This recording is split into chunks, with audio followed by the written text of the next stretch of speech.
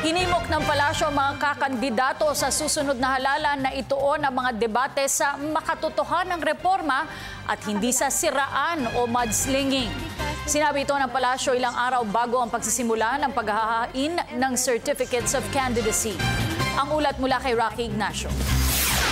Iginit ng Malacanang na subok na ang daang matuwid sa pagtiyak na nagagamit ng tama ang pondo ng bayan. Ito ang sinabi ni Deputy Presidential Spokesperson Abigail Valtes sa pahayag umano ng kampo ni Vice President George Marbinay na dapat kaakibat ng daang mabilis ang daang matuwid. Alam mo, ilang beses ang sinabi ito ni Pangulong Aquino na at least yung daang matuwid subok na, 'di ba? Subok na matapat yung pamamahala.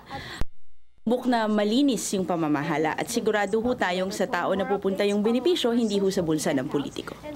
At sa pagsisimula ng paghahain ng Certificates of Candidacy sa COMELEC ng mga sasabak sa eleksyon, sa susunod na linggo umaasa ang palasyo na tutuon ang debate sa makatotohanang plataporma at hindi sa siraan o mudslinging. Sagot ito ni Valte sa posibleng epekto sa administration candidates sa usapin ng Mama Sapano. But in any case, makikita ho natin yan kung may mga gagamit para maitulak yung kanilang agendang politikal.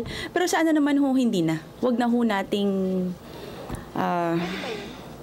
paano ho ba sasabihin, let's not add to the burden of the families by continuing to use their loved ones for political agenda. Samantala, wala namang epekto sa operasyon ng pamahalaan ng pagbibitiw sa pwesto ng ilang cabinet members para bigyan daan ang kandidatura sa susunod na taon.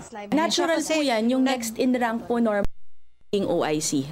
The bureaucracy is such that it has a natural progression.